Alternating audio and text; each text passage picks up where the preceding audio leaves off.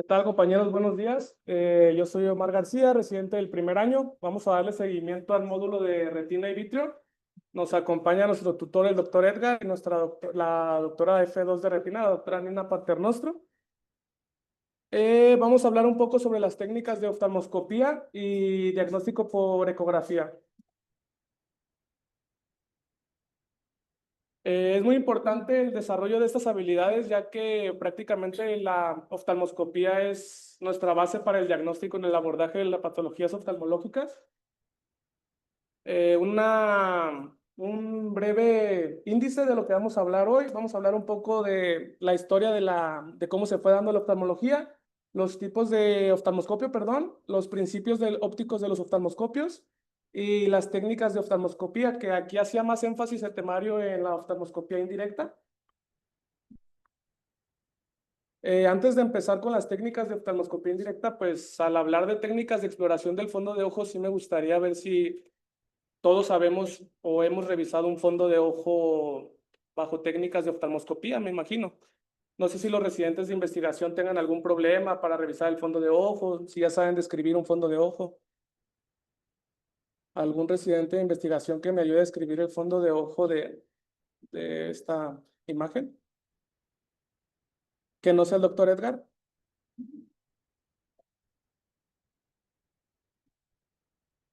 ¿No? A ver, Edgar.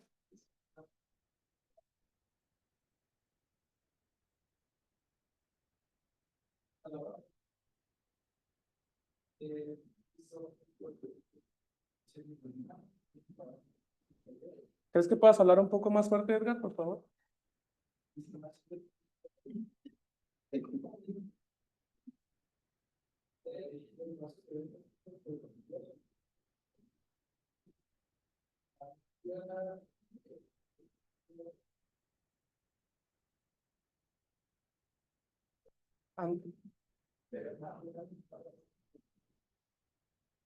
Antes que nada, como comentaba el doctor Edgar ayer, no olvidemos partes de la cavidad vítrea. El vitrio hay que describirlo siempre. Si el vitrio no estuviera de manera fisiológica, no podrías ni siquiera describir el nervio óptico que querías describir. Lo estabas haciendo bien, pero también mencionar todas las características antes de brincarte a la arcada, su coloración, su forma, su simetría, sus bordes. Ya después siempre llevar un orden buscando arcadas vasculares antes de llegar a la fobia, que va a ser la última que vamos a revisar por su fotosensibilidad.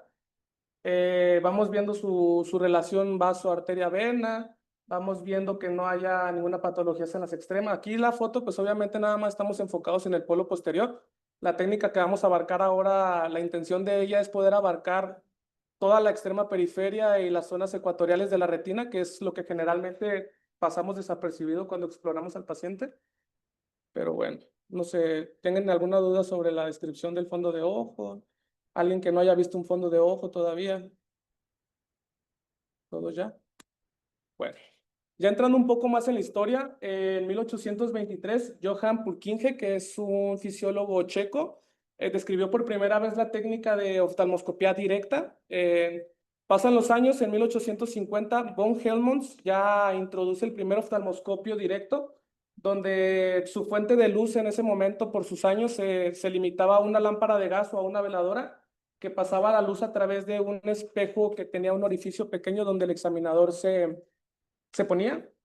En 1852 ya se introduce la primera oftalmoscopía indirecta por Ruth, se llama el científico, que en unos años posteriores, en 1947, el doctor Charles, un francés, si no me equivoco, mejoró la técnica de oftalmoscopía indirecta. Bueno, para entender un poco del tema, vamos un poquito al origen. Oftalmoscopía se deriva del griego oftalmos, que es ojo, y es scopein, que es observar, que viene siendo la exploración pues, del ojo como tal.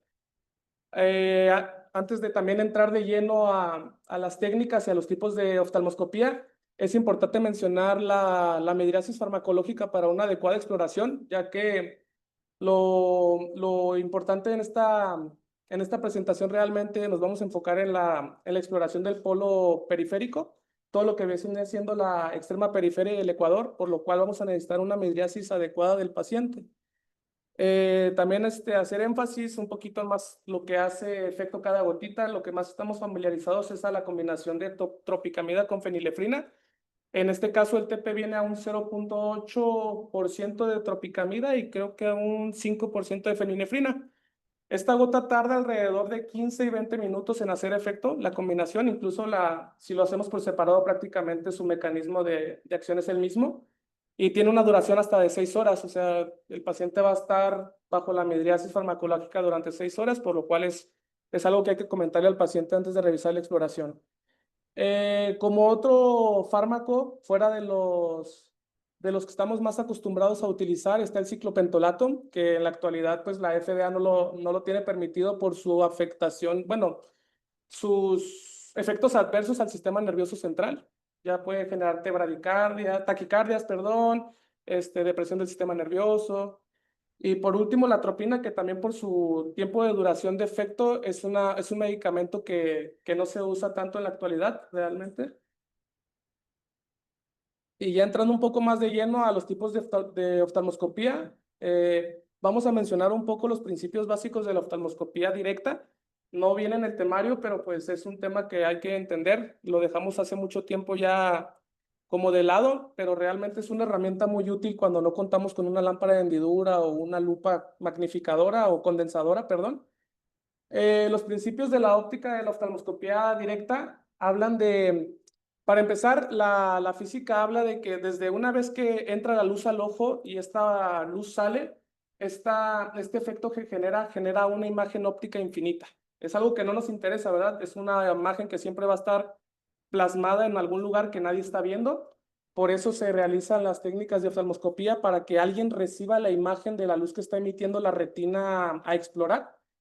Los principios básicos de la oftalmoscopía indirecta, los rayos salen paralelos tanto del ojo observado como del observador. Sin embargo, en sus momentos cuando se inventó la técnica de la oftalmoscopía directa, no había manera de hacer que la luz entrara de forma paralela para poder estar observando el área iluminada, porque el explorador solo puede observar la porción iluminada de la fundoscopía. Por eso, ya lo hemos mencionado al doctor Helmholtz, que en su momento mejora la técnica de oftalmoscopía directa, colocando un espejo reflectante que nos ayuda ahora sí que la luz vaya en la misma dirección al eje visual del observador. Brevemente, un poquito de las partes del oftalmoscopio indirecto, del oftalmoscopio directo, perdón, para no dejarlo por fuera. Consta tanto de un cabezal como de un mango. En el mango tenemos la fuente de poder, vaya, la batería. Tenemos su interruptor y viene se me olvida mucho esa palabra, reostato, que viene siendo el regulador de la intensidad de la luz, también en el mango del oftalmoscopio. Tenemos el cabezal. El cabezal cuenta con distintos diafragmas, distintos filtros para distintas situaciones a evaluar. Tiene incluso el oftalmoscopio directo, y puesto que tenemos que tener una hemetropía para la revisión adecuada con el paciente, un ajuste dióptrico trae alrededor de unas 20 dioptrías para que el explorador ajuste su agudeza, bueno, su refracción y poder hacer una exploración con una adecuada hemetropía. Brevemente, pues los pasos de la oftalmoscopía directa, ya todos la conocimos, creo que fue lo único que nos explicaron de oftalmoscopía en medicina. Generalmente las exploraciones que vamos a realizar del fondo de ojo tenemos que estar en lugares con una iluminación débil, una iluminación tenue.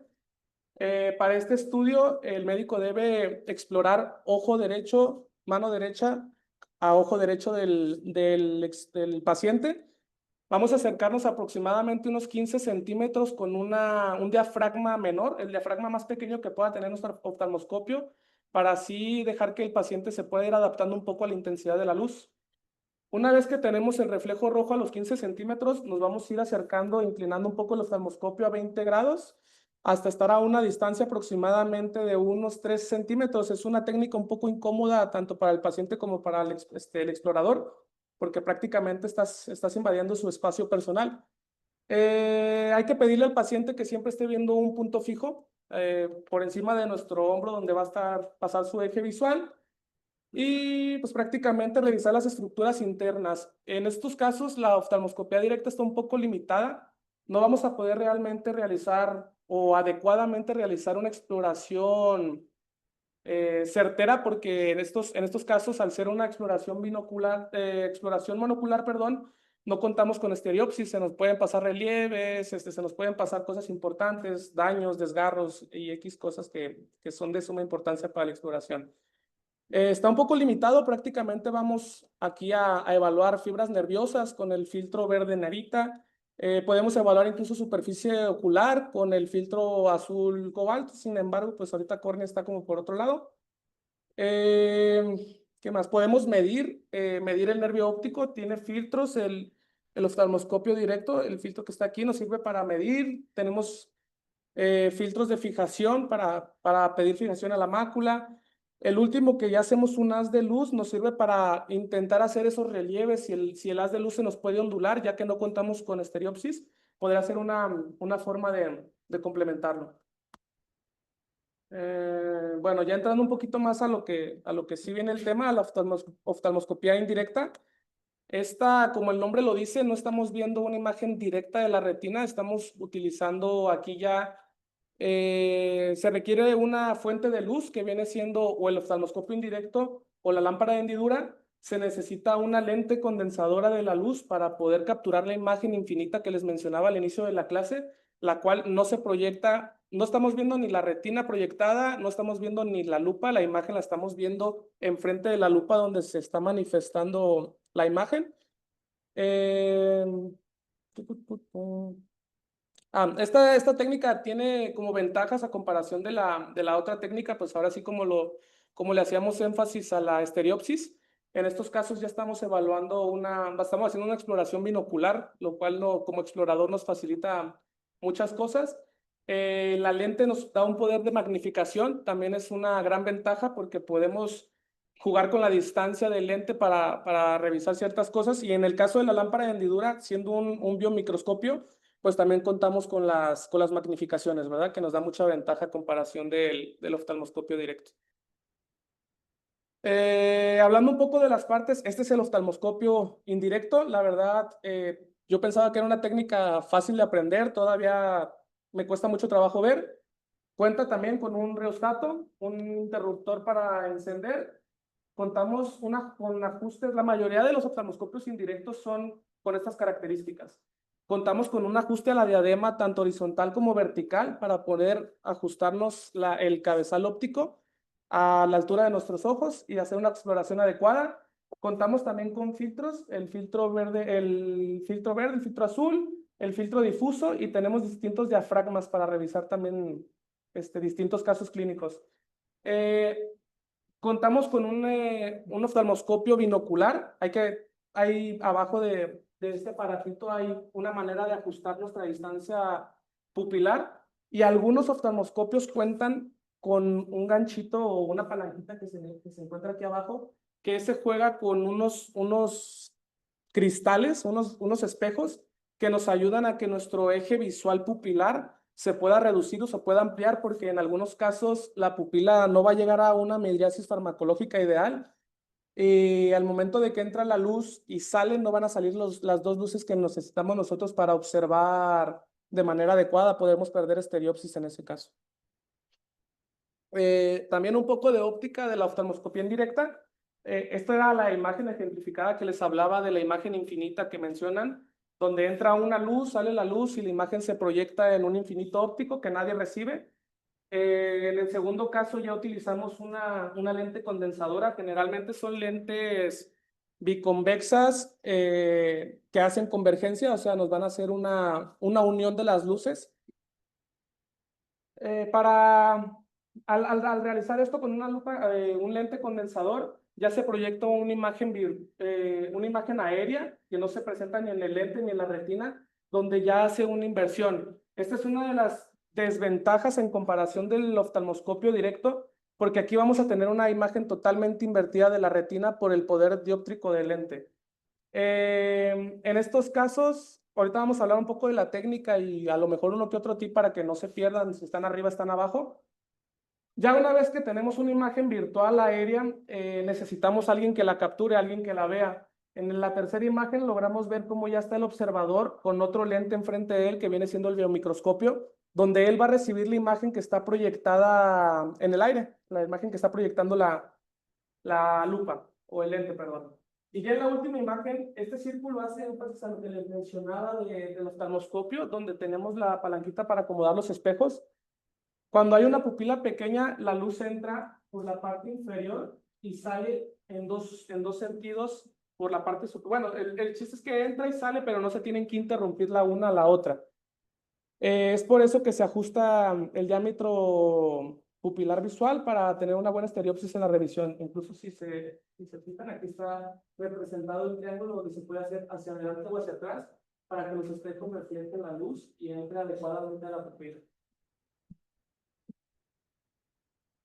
Bueno, los tipos de lentes y características y sus aplicaciones.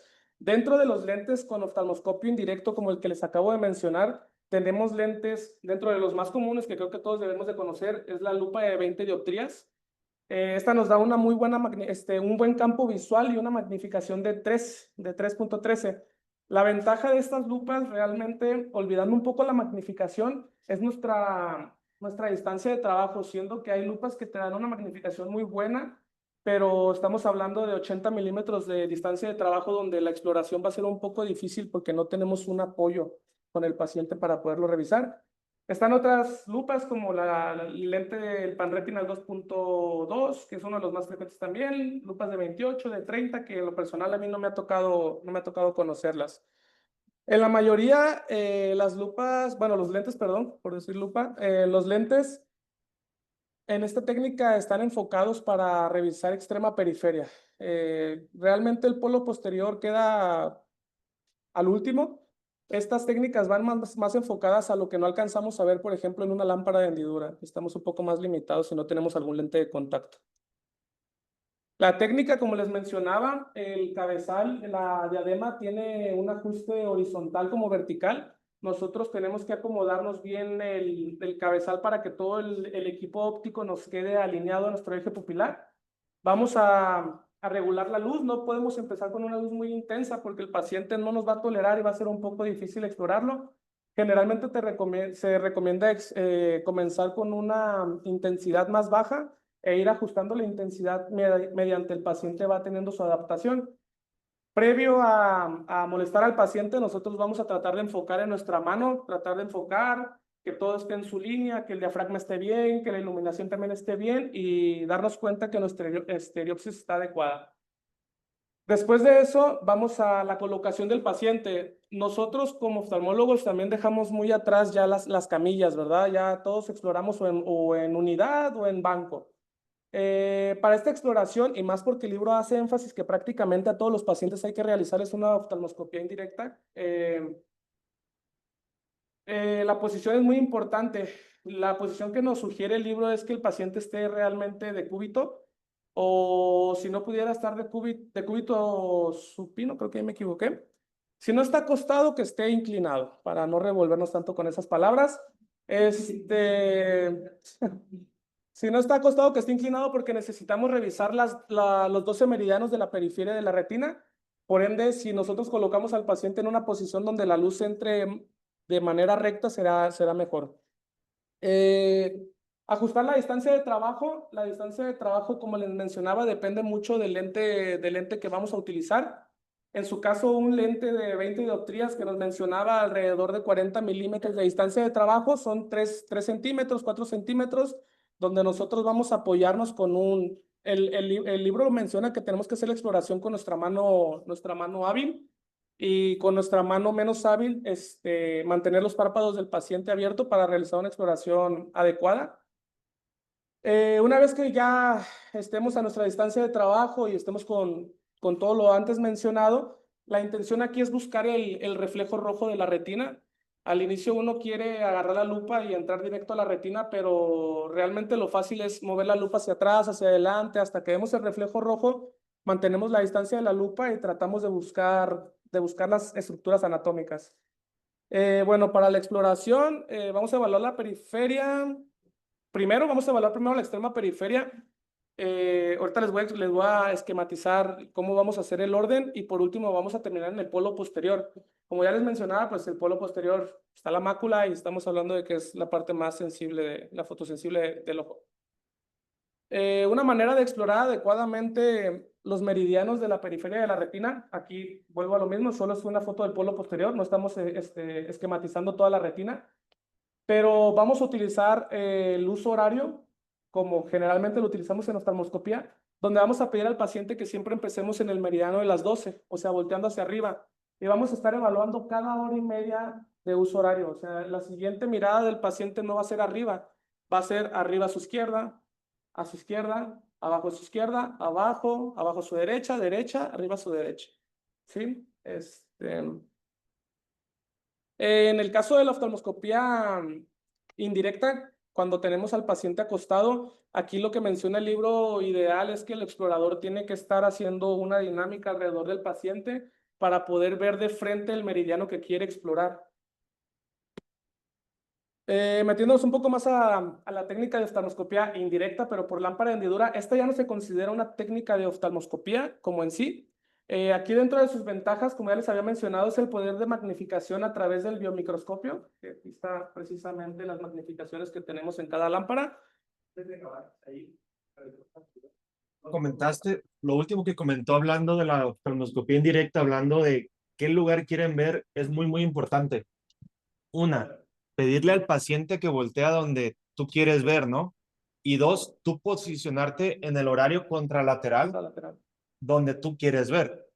Si tú quieres ver a la, tú le vas a pedir al paciente que voltee hacia arriba a la izquierda, vamos a ponerlo así, hablando del ojo que sea, y tú te tienes que posicionar más o menos a las 8. ¿Para qué? Para lograr ver esa extrema periferia. Vamos a poner un eje más tranquilo. Quiero que el ojo derecho, yo quiero ver el horario de las 9. Tú te vas a rotar, como dijo Mar, hacia su lado izquierdo, y del lado izquierdo tú vas a querer ver ese lado. Eso nos da una mayor visualización, vamos a llamarlo así, del eje que quieres ver. Le puedes pedir al paciente que voltee la cabeza para arriba, es como si estuviera acostado, ¿no? Según lo que tú quieras ver, es el lugar donde tú te vas a posicionar. Entonces, si quieres ver el meridiano de las 12, hay que agacharnos un poquito. Los que están más chaparritos, pues, no es necesario. Yo sí me tengo que agachar mucho. Pero le pides al paciente que voltee hacia arriba, tú te posicionas más o menos el meridiano de las 6 y observas esa parte, ¿no? Eso es algo que comentó Mar, pero yo creo que queda un poquito más claro ese tema para que, según lo que ustedes quieran ver, pues nosotros podemos posicionarnos, ¿no? ¿Sí traes cómo esquematizar? Sí, lo puse muy breve, lo puse al final ya con los colores y todo. Está bien, Sí. súper. Algo que no había mencionado que hace importancia o le da más sentido a lo que comenta el doctor Edgar es que para que nosotros podamos visualizar de manera adecuada tiene que haber una alineación entre el explorador y el paciente e incluso también el lente condensador. O sea, para que nosotros podamos explorar tiene que haber una alineación entre pupila, lente y pupila. Así que como comenta el doctor, si queremos ver las 12, pues va a ser imposible que lo queramos ver desde las 3, ¿verdad? Hay que ver en línea recta de abajo hacia arriba. Vamos a ponerle el meridiano a las 9. Tú te vas a posicionar en el meridiano a las 3 y la imagen no la vas a ver reflejada sobre el meridiano a las 9. La vas a ver reflejada sobre el meridiano de las 3. Entonces tú dices, quiero ver temporal hablando de las 9, pero lo vas a ver acá nasal. Eso es muy importante. Recuerden que es invertido. Los queremos estar buscando de aquel lado, pero resulta que estás viendo la periferia acá contigo, ¿no? Sí. Entonces, casi siempre la imagen que tú estás buscando la vas a encontrar hacia ti. Sí. Hablando del lente, ¿no? La imagen. La imagen que refleja el lente, como comenta el doc, a mí me pasaba mucho al inicio en mi ignorancia. Yo quería revisar un ejemplo, vamos al más sencillo que viene siendo el meridiano de las 12. El paciente voltea hacia arriba y tú estás viendo la lupa, no sé, ves un regma inferior y tú piensas que el regma está más ecuatorial que periférico. O sea, tú estás viendo el daño abajo cuando el paciente está volteando hacia arriba. No es que tú estés viendo la retina de abajo, o sea, tú estás viendo la retina hacia donde le estás pidiendo al paciente que voltee, pero en tu lupa, en tu lente, la imagen se ve invertida. O sea, una técnica, a lo mejor como un tip, cuando tú le pides al paciente que voltee hacia arriba porque quieres revisar extrema periferia superior, tu joystick va para abajo. O sea, tú estás viendo la lupa y tu joystick va para abajo porque tú estás barriendo la retina periférica en la parte inferior de la lupa. Si tú le pides al paciente que voltee hacia arriba y en tu lupa tú quieres ver la imagen que se refleja en la parte superior de la lupa, estás yendo de nuevo hacia el polo posterior, no estás yendo a extrema periferia.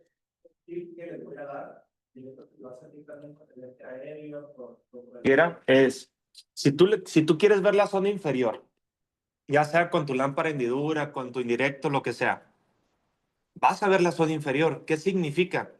Que la retina ecuatorial o periférica que tú veas es la inferior. O sea, no estás viendo la superior, no estás viendo nada más. Hay pacientes que cooperan súper bien que con una oftalmoscopía,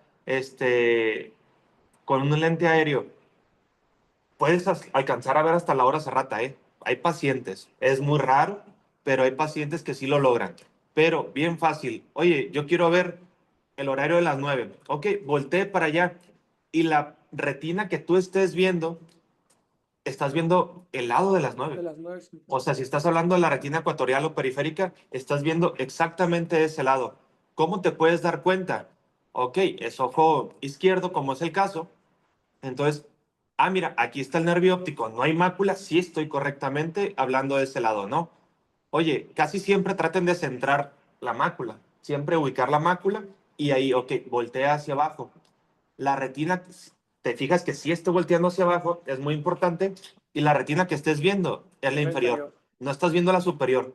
Es que, ¿cómo saber si es superior o inferior? La retina que estés viendo va a ser la inferior. Si lo tratamos de esquematizar, si el paciente Si voltea está hacia viendo las la 6, posición lo que correcta, se te sí. está exponiendo es la retina inferior. Tu lupa alcanza a ver una magnificación de un campo pequeño. O sea, tú sigues viendo la parte inferior de la retina, aunque la imagen esté invertida en tu lente. O sea, es como a lo que quería llegar el doc. Si tú estás pidiéndole al paciente que voltee hacia abajo, lo que estás viendo, aunque se vea al revés, es lo de abajo. O sea, Mucho es identificar que sí está volteando hacia donde uno quiere, ¿no? Es nomás te echas un ojito así de lado. Dos, ubico arcadas. Y de las arcadas hago un barrido, ¿no? O sea, volteé para abajo. Yo sé que lo voy a ver arriba. Yo sé que lo voy a ver arriba.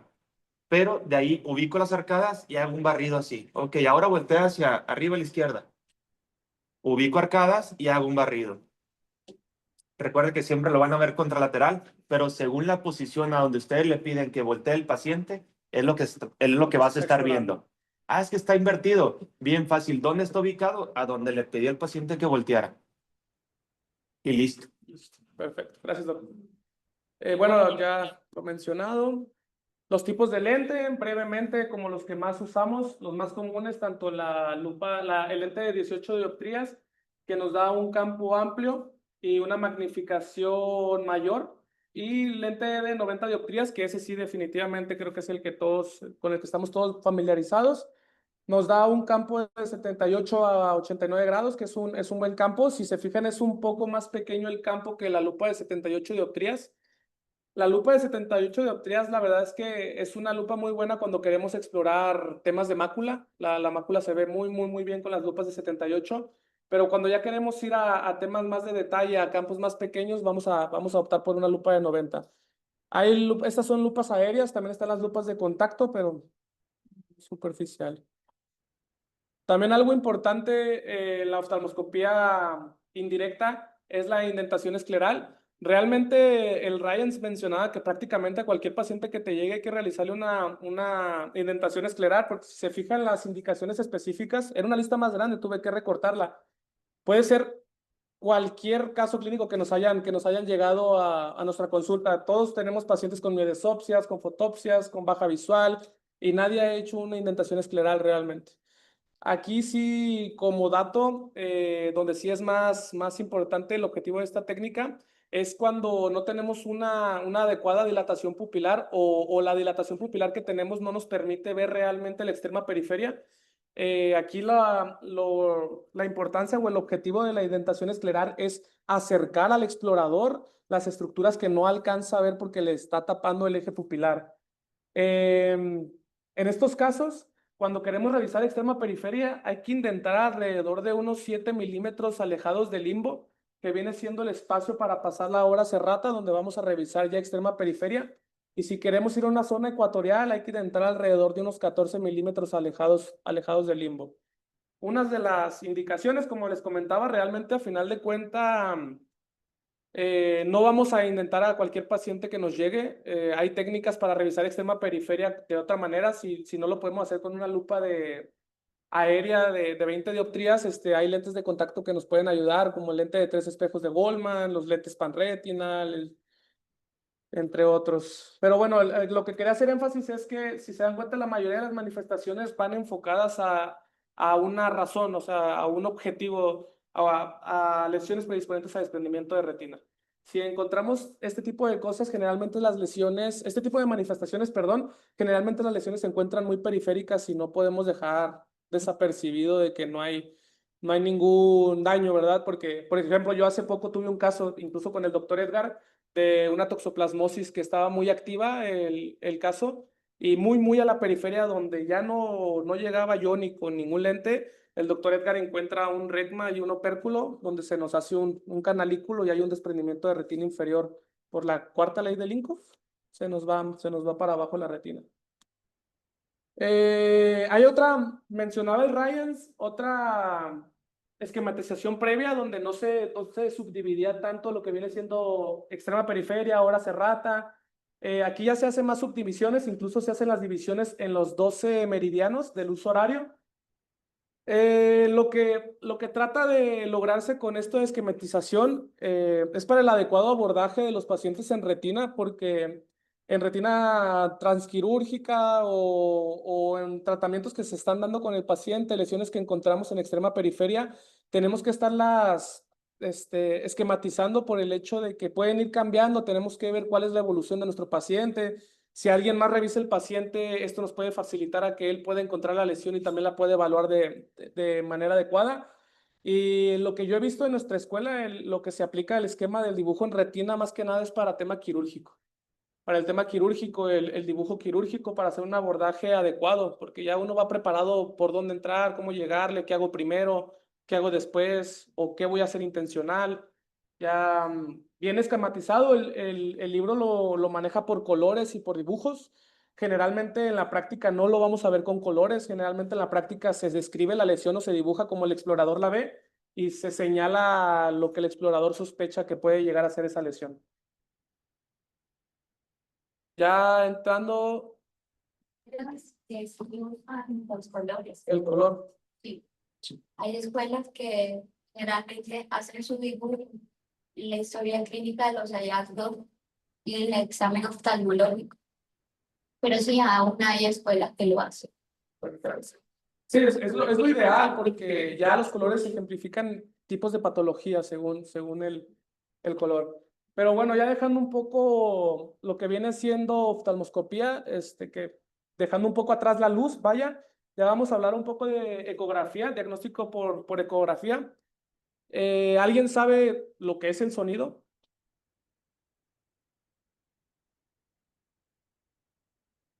¿No? Bueno, el sonido es un fenómeno que involucra la propagación de ondas mecánicas a través de un medio, ya sea con una frecuencia, perdón, ya sea sólido o líquido. Bueno, otro breve índice de lo que vamos a tocar en ecografía. Vamos a hablar un poco del ultrasonido en su línea del tiempo, una introducción a lo que viene siendo el ultrasonido, los tipos de ultrasonido, sus indicaciones. Vamos a hablar un poco de las características de cómo se describe un ultrasonido en un ojo normal. El rastreo bidimensional, que viene siendo el B-scan o el ultrasonido modo B, que conocemos nosotros, que es en el que nos vamos a enfocar el día de hoy. El modo A ya lo dejamos atrás. Y pues, su técnica de rastreo y las patologías oculares, unos ejemplos para hacer un poco dinámico esto.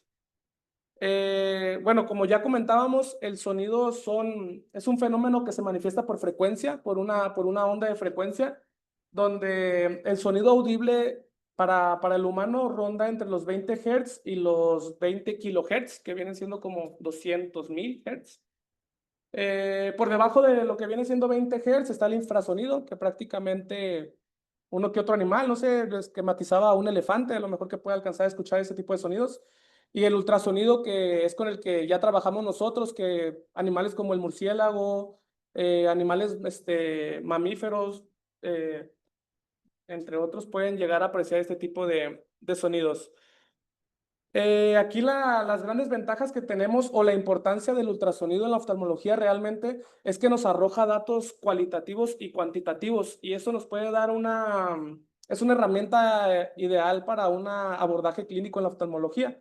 Y aparte de en patologías oculares, podemos encontrar hasta patologías de órbita por el mismo ultrasonido. Ok. Ahí, dependiendo la frecuencia de las ondas, podemos llegar a valorar distintas estructuras, puesto que cuando nosotros realizamos ultrasonidos que oscilan los 40 kilohertz, no, 20 kilohertz, perdón, estamos evaluando estructuras como retina, coroides, desde la córnea, claro, pero cuando queremos evaluar el iris o la cámara anterior, ya utilizamos unas frecuencias más intensas para que nos den una imagen más detallada, que viene siendo el famoso VM, que se encarga de eso. Metiéndonos un poco en historia, en 1794, Lázaro Spallanzani es un italiano, un científico italiano que experimentó con murciélagos. Fue muy criticado porque él experimentó con murciélagos precisamente dejándolos ciegos para comprobar que ellos podían moverse en la oscuridad o incluso cazar o escapar de presas de una manera que no se explicaba. Él lo relacionaba con un sonido que no era inaudible para el humano, que con eso el animal podía hacer ecos y generar sombras. Años después, en 1880, los hermanos Curie hablan sobre lo que viene siendo el efecto pizoeléctrico. El efecto pizoeléctrico es un fenómeno que consiste en la posibilidad de que ciertos materiales, como el cuarzo, uno de sus ejemplos, al someterse a una presión mecánica, puede generar una carga eléctrica y viceversa. Al generar un voltaje se puede generar una energía mecánica que viene siendo las ondas de vibración. Era lo que describieron los hermanos. Más adelante, Paul Langevin, un alemán, realiza la primera aplicación de ultrasonido en detectar submarinos en la Primera Guerra Mundial. Posterior a eso, en 1958 se hace la primera publicación de ultrasonido usado en medicina, donde se hace un ultrasonido abdominal. Posterior se empiezan a hacer ultrasonidos, se me fue la palabra, para las embarazadas. Sí. Obstétricos, gracias. Bueno, ya entrando un poquito más a los principios de la ultrasonografía, el ultrasonido hace una imagen en tiempo real utilizando fotogramas, o sea, varias imágenes repetidas para simular una imagen ya bidimensional, que es lo que hace el ultrasonido. Este nos permite distinguir estructuras en movimiento. En casos como, por ejemplo, el desprendimiento de retina, donde vamos a encontrar una ondulación lenta por las densidades. El vitrio, cuando hay un vitrio móvil, hay desplazamientos más rápidos en comparación a la retina. También se basa en principios de escala de grises. El brillo refleja una intensidad. Bueno, el brillo nos habla de una intensidad del eco.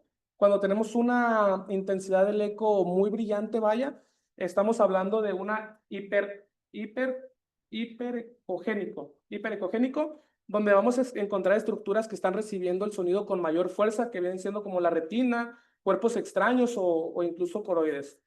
Bueno, la coroides ya entra en un poquito más en grises tenues, ¿verdad? Y está el otro lado, donde la intensidad del eco no es tan fuerte, en la hipoecogenicidad. Y esto se habla de líquidos, hemorragias, estructuras un poco menos densas, donde la escala de grises se manifiesta diferente. Y por último, no como que nos basemos en principios de eso, porque al final de cuentas el ultrasonido se basa en una imagen bidimensional, no tridimensional, pero al realizar las técnicas donde hacemos un barrido del ultrasonido, el operador o el examinador tiene que generar una imagen tridimensional en su mente de tantos cortes que hizo para poder esquematizar los posibles daños, como un desprendimiento de retina complejo o tumores que estemos buscando con interés. Ya hablando un poquito de las estructuras normales, como va pasando el sonido y se va proyectando, va generando una imagen, como ya hablábamos, en escala de grises bidimensional. Ahí se esquematiza como vienen las estructuras normales del ojo. en donde la córnea nos va a arrojar una bifase. Se alcanza a ver una imagen más fuerte que la otra. Nos va a generar una imagen acústica separada. La cámara anterior es un plano biconvexo en el corte transversal, o sea, vamos a ver que por el medio del cristalino hay una transducción sin imagen, no se ve, no hace una imagen hiperreflectante, lo único que, no hiperreflectante, hiperecogénica. Lo que hace más relieve es en su cara anterior y en su cara posterior. La cavidad vítrea también generalmente la vamos a encontrar sin una imagen la vamos a encontrar sin señal acústica, perdón. La vamos a encontrar sin señal acústica a menos que nosotros busquemos un poquito de sensibilidad en los equipos del ultrasonido. Cuando nosotros bajamos ganancias, tenemos mayor sensibilidad. Eso no quiere decir que vayamos a ver más o penetrar más. Vamos a ver cosas de menor densidad. Si nosotros bajamos ganancias, nos vamos a encontrar la famosa miodesopsia que el paciente ve, pero cuando lo estamos explorando sin la ganancia, aumentando la ganancia, perdón, no la vemos. El ultrasonido no la detecta, la pasa como si no estuviera. Al momento de nosotros subir ganancias, estamos viendo cosas menos densas. En esos casos, la retina, así juguemos las estructuras densas, así juguemos con la ganancia, generalmente las estructuras densas van a seguir generando su imagen hiperecogénica. Ya hablando un poco más del tipo de ultrasonido, tanto como el A como el B, el A ya lo platicamos anteriormente en otro bloque. Este nos presenta ecos con deflexiones verticales, son las famosas espigas que estamos viendo generalmente cuando realizamos el ultrasonido. Esta depende de la intensidad del eco, más bien la intensidad del eco está manifestada en la altura de la espiga. Cuando llegamos a los ecos más intensos es la altura del 100% de la espiga, como viene siendo la retina. Nos sirve para ver masas también. Pero ya entrando un poquito más a lo que viene siendo el modo B, aquí ya hablamos de escala de grises y brillos. Vamos a representar los ecos como puntos de intensidad en escala de grises, como ya lo mencionamos. Va a brindar una imagen bidimensional. También, como ya lo mencionamos, aquí hace énfasis en transversales, pero hay distintos cortes para realizar el ultrasonido, y este es el método más utilizado en la práctica de la oftalmología. Ya entrando un poquito más a la técnica de la exploración del barrido modo B, vamos a empezar con el corte primero axial. Este puede ser tanto vertical como horizontal. Hay que conocer muy bien el transductor. El transductor viene con una marca. Generalmente esa marca es blanca y esa nos va a hablar de la posición en la que se va a encontrar realmente el ultrasonido o la imagen que vamos a estar explorando. ¿Sí? En los cortes axiales, perdón. Al ser esto, el sonido no puede viajar, dentro de la técnica que no mencioné, el sonido no puede viajar por el aire por sí solo. El sonido necesita un medio de acoplamiento que generalmente utilizamos el meticel, que es metilcelulosa, para poder realizar la técnica. La técnica, pues al ver que es una técnica de contacto directo, cabe hacer énfasis que hay que colocar anestesia tópica previa, explicarle al paciente lo que vamos a realizar. Estas técnicas se pueden realizar tanto con párpado abierto como con párpado cerrado, no hay ningún problema, pero lo ideal sí para una adecuada exploración sería revisar la exploración con el ojo abierto. En esta proyección más directa nos permite evaluar desde la córnea hasta en línea recta, incluyendo el eje visual, hasta topar con la retina hacia donde lo estemos dirigiendo. Generalmente cuando estamos haciendo el corte axial hay que dirigir el transductor ya sea o hacia nervio óptico en su momento y a mácula también para evaluar bien el corte axial. Este precisamente es muy útil para masas centrales, porque pues, estamos evaluando directamente al polo posterior de frente, un golpe directo, como ya hay ejemplos como los melanomas o tipo de masas que sí se encuentran en el polo posterior. Otro de los cortes es el transversal. En este caso, si se fijan, vamos a estar jugando también con el indicador del transductor. El indicador generalmente se apunta hacia el área nasal y superior. Generalmente el puntito negro es hacia donde está apuntando el transductor, la marca del transductor. En este corte vamos a evaluar, nos vamos a ir por una sola limbar. Vamos a hacer toda la zona limbar. Solo me quedó la duda por si es dirigiéndose al lado nasal todos los cortes del transductor transversal. Ahí la palabra clave es el paralelo, Paralelo. que sea paralelo al limbo para ubicar según el corte transversal, porque hay otra que es dirigido hacia. Okay. ¿Ande? Y siempre pidiendo hacia que el paciente vea hacia el área que estamos explorando. Claro, claro, ahí es importante porque recuerden que el efecto como tal, lo que es el ultrasonido, funciona como un rebote, ¿no? Crea la imagen como va, choca y regresa la imagen. Recuérdense a los murciélagos, cómo Sí. tiran El el sonido hace la sonido, sombra pasa, acústica. donde rebota es como ellos ubican, es igual en el ultrasonido, ¿no? Es prácticamente el mismo principio. Entonces lo que quieren ustedes ubicar es lo que va a estar, Lo que vas a buscar. pero ahí en el transversal, la palabra clave es que tiene que ser totalmente paralelo al limbo. Totalmente paralelo al limbo. Y Sí. esto nos va a ayudar a evaluar zonas laterales, lesiones laterales como en zonas ecuatoriales para la retina. Ya entrando un poquito más en la longitudinal, que creo que era la que me estaba confundiendo, revolviendo un poco. En este caso vamos a evaluar también los meridianos, como les mencionaba, en cada hora y media, viene siendo a las 12, a la 1:30, a las 3, y así nos vamos a ir dirigiendo el transductor o la marca del transductor hacia el limbo. ¿Sí? También siempre vamos a pedir al paciente que voltee hacia el área que queremos evaluar. En este caso, si estamos colocando el transductor a la hora de las 6, el paciente hay que pedirle que voltee hacia las 12 para poder evaluar directamente el lado lateral de la retina. Las indicaciones de los ultrasonidos, pues, como previamente vimos en la clase pasada hablaba de luz. Cuando la luz ya no puede pasar, cuando la luz ya no nos deja ver o ya no podemos ver por alguna opacidad de medios, ya sea cataratas, hemorragias vítreas, hemorragias en cámara anterior como el ifema, hay que realizar un ultrasonido más, o el caso que más usamos nosotros como residentes es cuando vamos a programar una catarata y pues no sabemos si realmente atrás está todo bien o si trae la retina desprendida y por eso está viendo como está viendo, ¿verdad?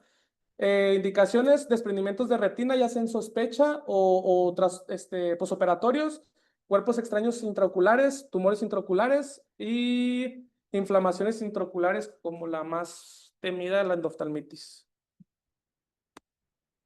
Ya entrando un poco más a casos clínicos o un poquito más de dinámica, ya recordando un poco que hay estructuras que generan una imagen hiperecogénica y hay unas estructuras o materiales que arrojan una imagen hipogénica, que son en escala de grises.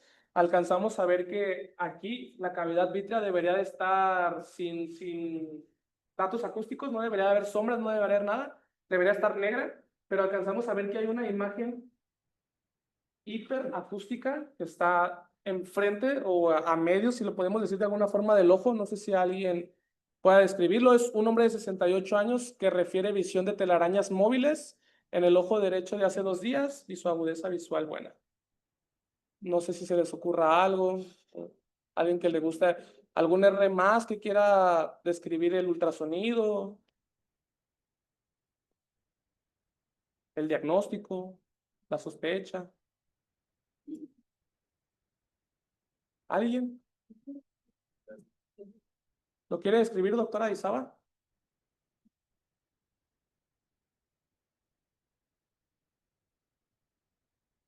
¿No?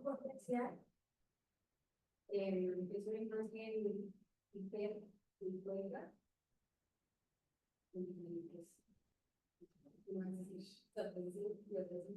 ¿Y por qué un DBP y no un desprendimiento de retina? La retina está ahí pegada.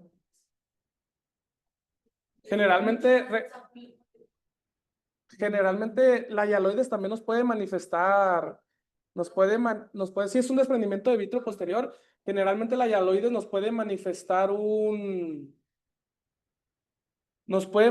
una imagen hiperecoica, pero acordémonos que la retina tiene sus puntos de fijación. La retina está agarrada a algo, no se va a ver así como está en el DBP. La retina generalmente está sujeta al nervio óptico. Vamos a ver esa diferencia cuando vemos el famoso embudo. Ahorita va a haber otra foto de desprendimientos de retina para que lo vean. Pero sí, sí es un desprendimiento de vitrio posterior, doctor. El otro caso, no sé si alguien vea algo raro, algo que se les haga diferente. Ahí es un hombre de 71 años, hipertenso, que perdió agudeza visual súbita del ojo izquierdo tras un esfuerzo físico. E incluso la flecha está señalando lo que no está bien ahí. No sé si alguien tenga alguna idea. Nadie.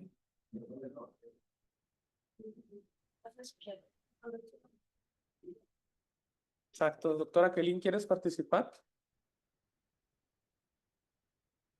El corte no sé específicamente cuál será, no creo que sea pero se logra ver una área de publicidad que discurre, por decirlo así, o está en el área más posterior y se encuentra entre la retina y Ay, perdón. Subía la idea. Sí, muy bien. Otro caso, aquí es un hombre de 48 años que acude a consulta por un escotoma periférico y una disminución de la agudeza visual. Aquí puse aumento, perdón. ¿Alguien ve algo diferente a la imagen que describió la doctora Isaba? ¿Ah? ¿Lo podría describir, doctora?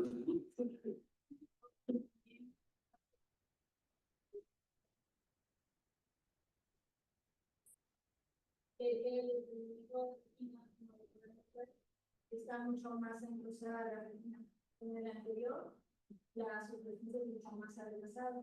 No sé también algo más importante que es el cuadro dental, que nos va a hablar un poco de la cronicidad del desprendimiento frontal. Entonces, nosotros que estamos en el aprendizaje para poder diferenciar si es un defecto o un desprendimiento frontal, es importante saber si estamos en grosor y segunda, en el movimiento de la dirección.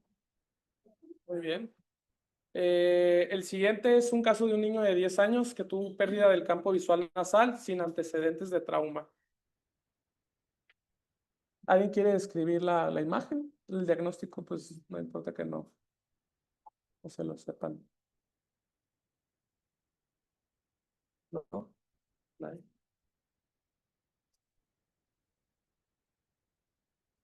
Pues es una diálisis, como lo comenta la doctora Dizaba, como que le da pena participar. Sí, es una diálisis de la retina, evidente ahí. Aquí hay otra manera, se coloca un cuadro para diferenciar datos importantes para poder diferenciar un DBP, un desprendimiento de retina o un desprendimiento de la coroides. Aquí lo más importante real, o bueno, como lo que nos puede dar más certeza realmente es enfocarnos muy bien en las espigas. Si vamos a tener un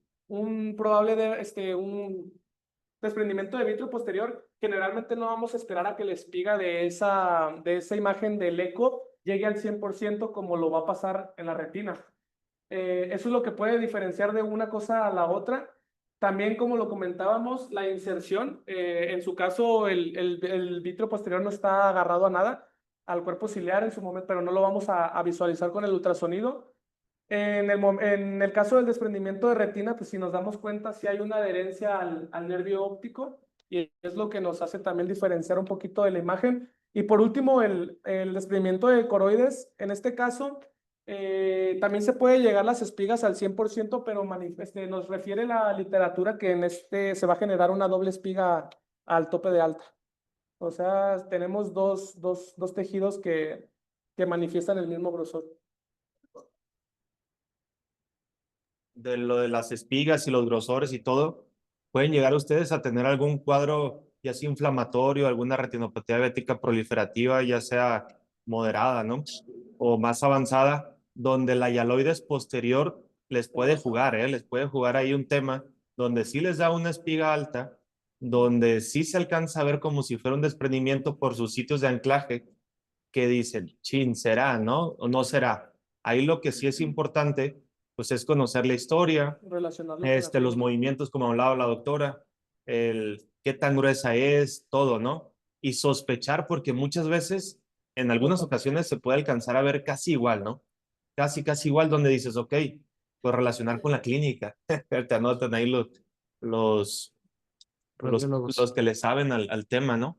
Pero, pero es raro, ¿no? Sí. O sea, sí hay que ver qué tipo de patología tiene el ojo contralateral, ver si es un cuadro inflamatorio y no es un cuadro inflamatorio y en qué sospechar. Pues ahí están las diferentes imágenes, la manera como darle el punto clave a cada una para dar un buen diagnóstico. Aquí hay otro ejemplo, no sé si alguien quiera participar. El caso clínico habla de una mujer de 69 años, refiere también visión en telarañas móviles en el ojo derecho de hace 2 días. ¿Alguien le gustaría participar?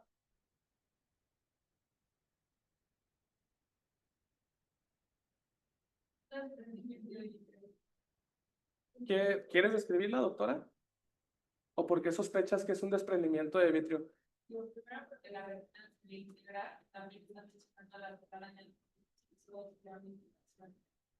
desprendimiento de vitrio y forma para integrar la retina. Y Pues sí, pues, si nos vamos a lo que mencionábamos anteriormente, la zona de anclaje nos puede hablar, bueno, pero no se alcanza a ver el nervio óptico, ahí sí no podemos saber si, o no, tampoco se alcanza a distinguir muy bien la retina realmente, pero sí, realmente el diagnóstico sí viene siendo un desprendimiento de vitrio posterior.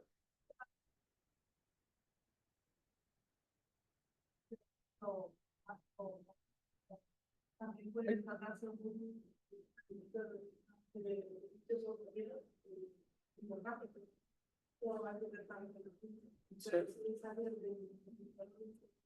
Esta área que menciona la doctora Keilin habla tanto de esta área de hiperecogenicidad como la que está aquí abajo.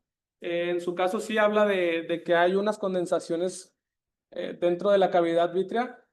Por la clínica y lo mencionado, sí, la doctora tiene razón, puede ser un desprendimiento de vitrio posterior hemorrágico, por eso se manifiesta también la imagen en cavidad vítrea. En el otro caso tenemos un hombre de 59 años, diabético mal controlado, con visión súbita, borrosa de la agudeza visual y agudeza visual, perdón, en cuenta dedos. Hay imágenes como lo comentaba la doctora Kelly en el caso previo de hipericogenicidad en cavidad vítrea donde no debería de haberlo y relacionado con la clínica.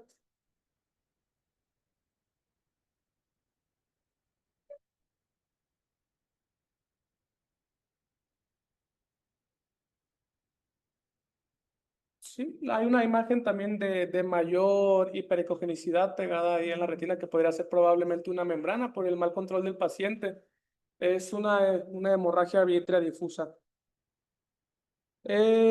Aquí es otro caso clínico, una mujer de 65 años que refiere pérdida de la visión periférica sin dolor ocular y sin antecedentes quirúrgicos ni traumáticos.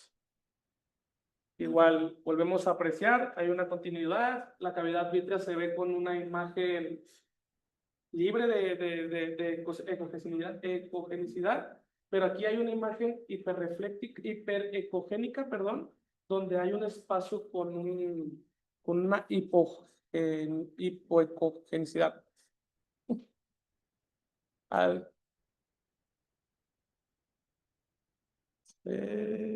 ¿Alguien? ¿Hay líquido abajo? ¿No hay líquido? ¿Hay aire? ¿Hay aire? ¿No hay aire? Así como que algo enquistado, ¿no? Una retinosquisis. En el otro caso, una mujer de 73 años refiere distorsión visual desde hace meses, fondo de ojo con pliegues y lesiones quísticas subretinianas.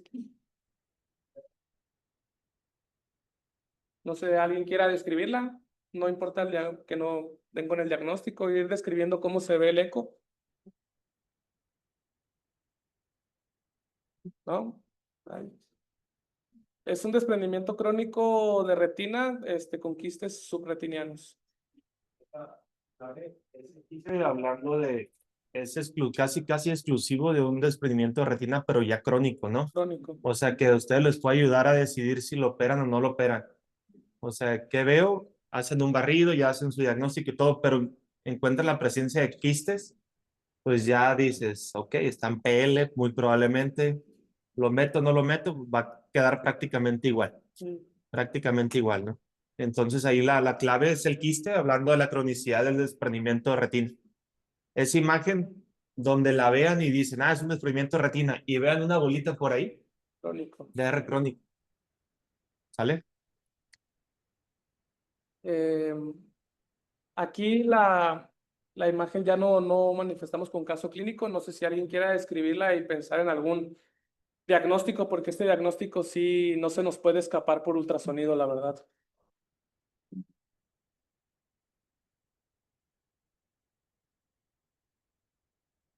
¿Alguien? Estamos viendo que la cavidad vítrea tiene una imagen, hay una turbidez, hay una... Doc, ¿cuál de los dos? ¿Por qué?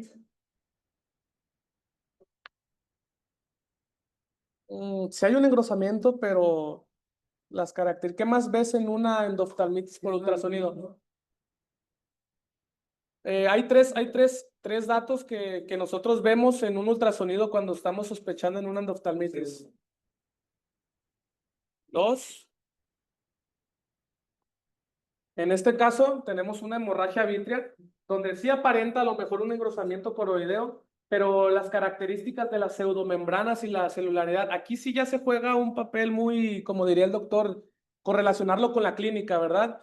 Sí es un poco confusas, por eso se ponen ambas fotos juntas, si en caso clínico, pero sí hay que tener bien en claro más porque es, yo creo que la pesadilla de cualquier oftalmólogo, que no se nos pueden pasar esos tres datos de las pseudomembranas, vitreitis Porque el ultrasonido de la endoftalmitis puede ser muy variable según el tiempo de evolución y todo, ¿no? Y pues ahí sí es importante, no es diabético, no es nada, y lo acabas de operar y te muestran un ultrasonido como el primero, Sí, dices, es. va para adentro.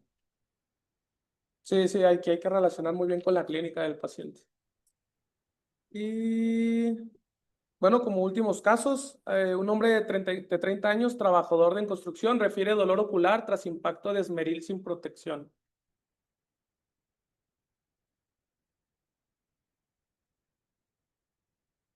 ¿Alguien quiere escribirla? ¿No? ¿Todos supieron? ¿Con la clínica? ¿Perdón? Una sombra acústica. Disrupción de la anatomía, sombra acústica. ¿Alguien más quiera participar?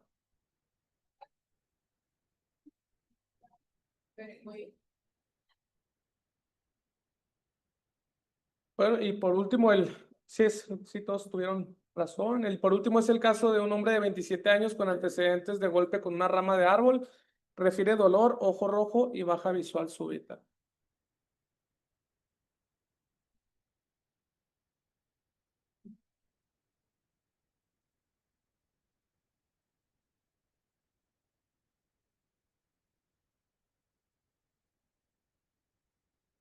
¿Nadie?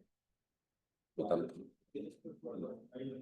Es un trauma ocular penetrante. Realmente las dos fotos yo también las traté de analizar y por más que intenté yo no lo pude diferenciar, la verdad. Yo no veo cómo ver la penetración del globo ocular, pero así mencionaba.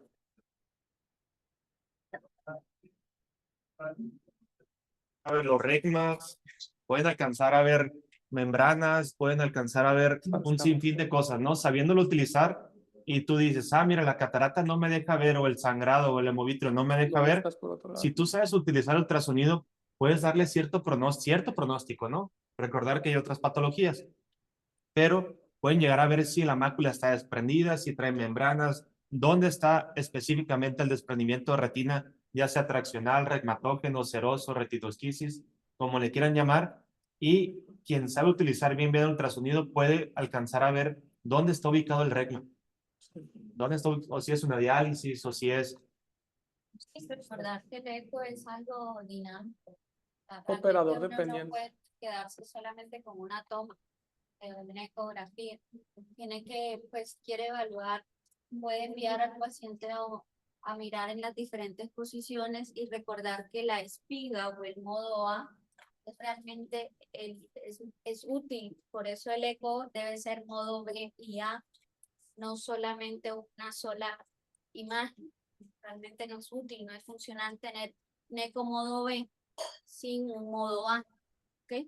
Porque el modo A te hace la diferencia, te permite delimitar dónde está el cristalino, hasta dónde llega la retina y puedes evaluar la coroides. Incluso la consola del ultrasonido, cuando está uno realizando el eco modo B, le permite manifestar las espigas también.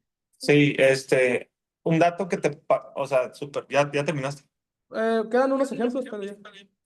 No, ahorita terminamos lo último. Acá es un hombre de 42 años, refiere visión doble tras impacto con pelota en el ojo izquierdo, presentando afaquia total. Y el otro caso, un hombre de 65 años, refiere pérdida visual abrupta posoperatoria. Ocular. Pues dice que es el núcleo porque realmente no es el lente intraocular. Porque en una imagen se ve así, no, se ve así. Está lindo. ¿Eh? Paciente más senil, un cristalino más con mayor esclerosis.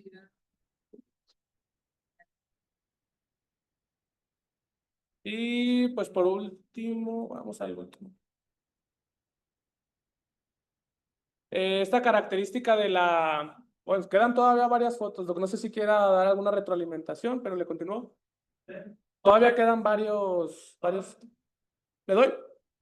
Aquí es una mnemotecnia para pues que no se nos pueda pasar o tratar de identificar un melanoma.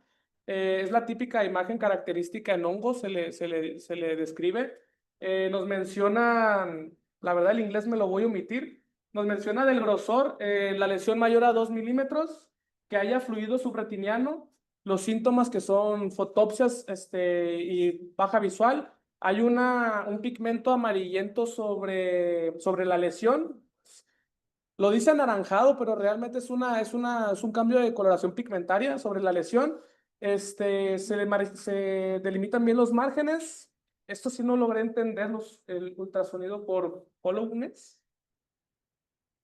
Y son los datos de un melanoma. De un melanoma. No sé si quiere agregar algo ahí, Doc. Es una imagen muy clásica. No hay forma, no hay No, pierde. no hay pierde. Sí, como comentaba el doc, se pueden ver muchas cosas. En el ultrasonido se puede incluso hasta cuando la excavación es muy amplia, dar un aproximado de la excavación, se pueden observar músculos extraoculares en el ultrasonido, características como imágenes, más bien imágenes muy características que hay que tenerles respeto. Ahí está la imagen en hongo, que viene siendo el melanoma coroideo. Y el otro es un niño de 1 año, que los padres lo notan que ya no, en la foto no le brilla el ojo. Retinoblastoma unilateral. Aquí hay retinoblastomas bilaterales, que son menos frecuentes.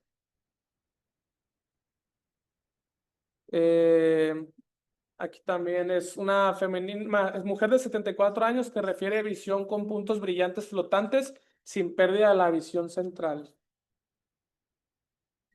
Una hialosis asteroidea.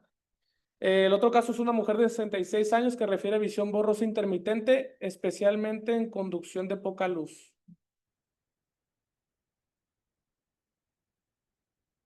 No, realmente el caso no, ni siquiera la imagen nos presta mucha información. Prácticamente se habla de una cinéresis vítrea. Aquí, como comentaba el doc, se pueden llegar a ver cosas que uno no está buscando a lo mejor, como drusas o algún edema del nervio óptico donde se pierde un poco la imagen y la arquitectura del nervio. Y ya por último, creo que la imagen más característica, como lo mencionan, ¿alguien la quiere describir? ¿Alguien puede decir el diagnóstico?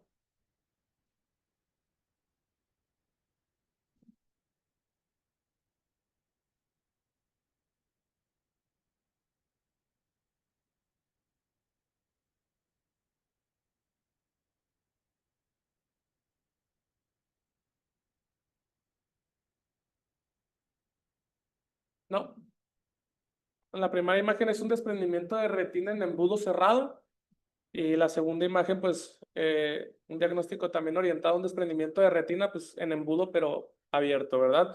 Aquí la importancia de los desprendimientos de retina en embudo cerrado se menciona que ya no, en estos casos no hay que operar al paciente en un caso de desprendimiento de embudo cerrado, porque creo que menciona la literatura que podemos llevar al ojo a una tisis bulbi al realizar una cirugía.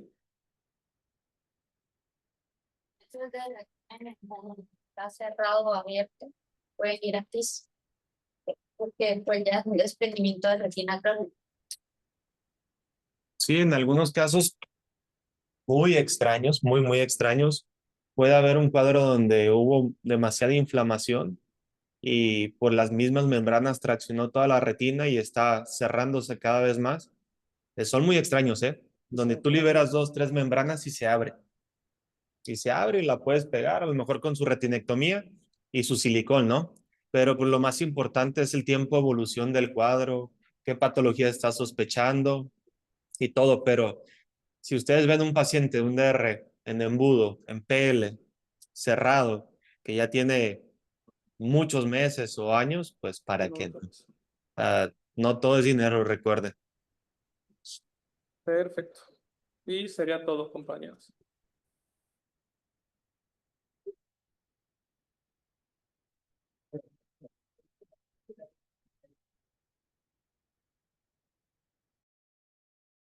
Clínica prevalece muchas veces sobre los hallazgos que tú puedes encontrar en ciertos estudios.